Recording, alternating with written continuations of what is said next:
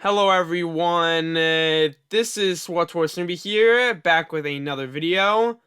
Today, I have for you guys some more Gunnery Commando PvP, and in particular, we're playing a De Nova Warzone match. I thought this match was interesting due to some of the strategies the enemy team uses, and also the great callouts and communication from my own team.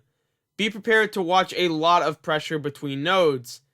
Just as a point of reference for the video, I want to say that I'm still on the Onslaught gear grind. My current item rating is around 290 and nothing is optimized, so there won't be any insane critical hits or crazy combos in this gameplay. With all that being said, I don't want to keep this intro going longer than it needs to, so let's jump right into the war zone.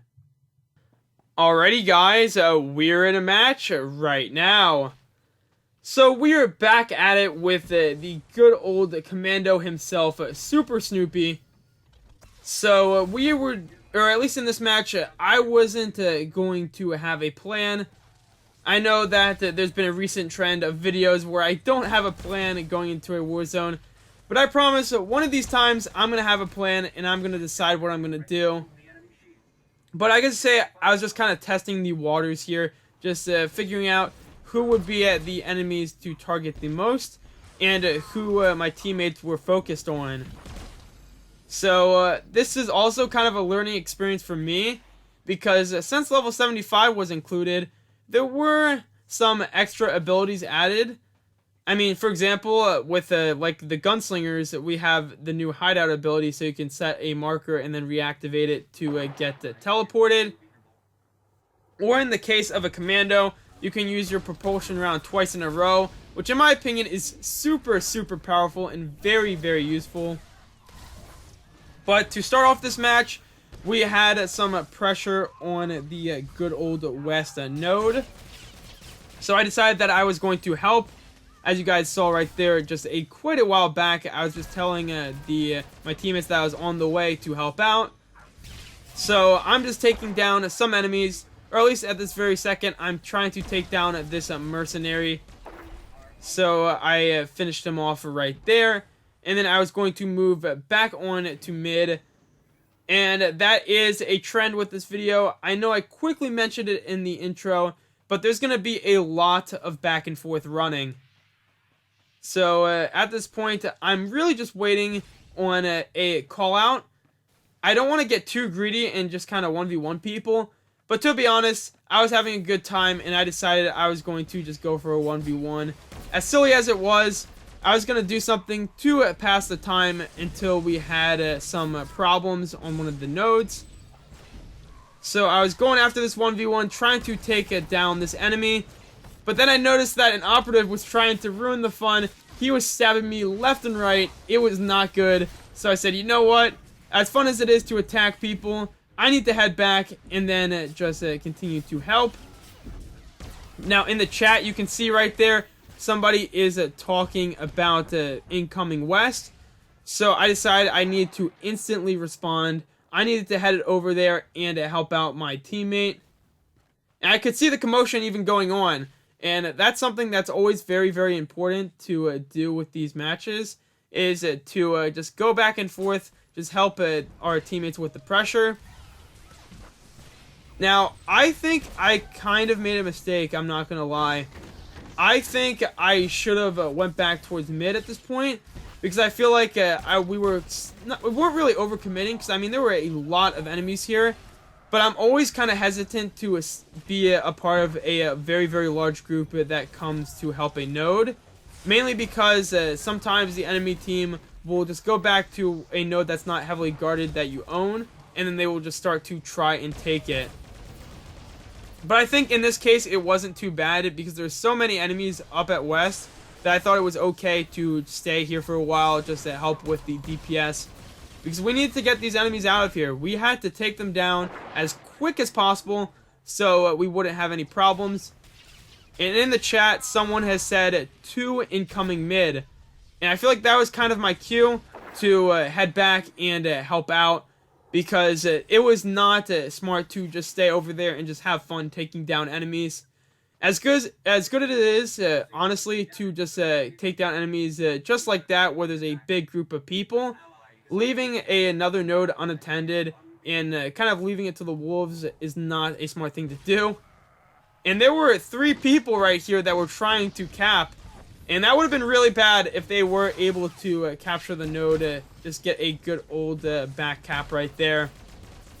But I helped with a call out as well, because we needed to let our teammates know that mid was suffering with some issues. This was not going to be a battle won off of only 1 or 2 of our teammates. We needed quite a few people here, otherwise we were going to lose the node. But I think one thing that our team did a very good job with is we were very focused on going after people one by one and taking them out. I mean, as you can see right here, we were tab targeting to other enemies when they looked very low, and it was working very well in our favor. So another thing is a good kind soul did or target market the healer. So now our whole team realized that they were a healer and they needed to be taken out very quickly.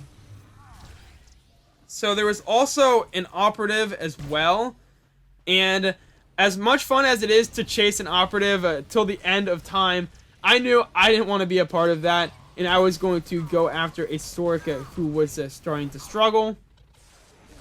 So I think a lot of this match can be kind of summed up as kind of deathmatching some of the enemy team, but there is pressure going back and forth between nodes.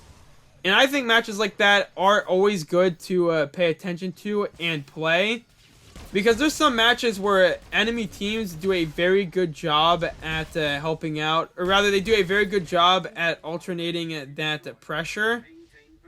As in, you'll have teams that are able to successfully cap a node because they send enough people to one node, and then they will like either purposely die or they'll do like a slight reset to just pressure the other node, just kind of go back and forth forever, just messing with people. And that does work for some people, you know? I mean, you have people that can just alternate back and forth and then eventually capture a node. It's not, I wouldn't say it's the traditional way to play a PvP Warzone, but it does work out for a lot of people, and it is a legitimate strategy. But we had a single Jedi Guardian, and there are so many of us on this one single individual who's also in my guild, so that's kind of funny. But yeah, I knew that I shouldn't have just chilled at West because there's so many of us just for a single player that it wasn't worth it. So back to mid we go, ready to take on any challenge and to see what we can do.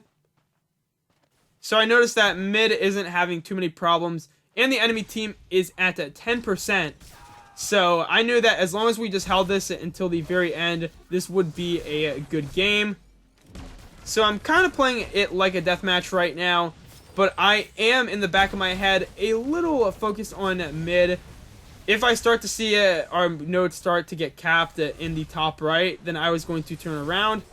And what do you know? We were getting back capped, and that was just what I was afraid of. So I knew I needed to stun this guy. I could not let him get it. And I also decided to be a little cheeky and do /no because he was trying to back cap us. But overall, it was a very, very solid match, and we were successful. I think the enemy team did a very good job at just alternating back and forth.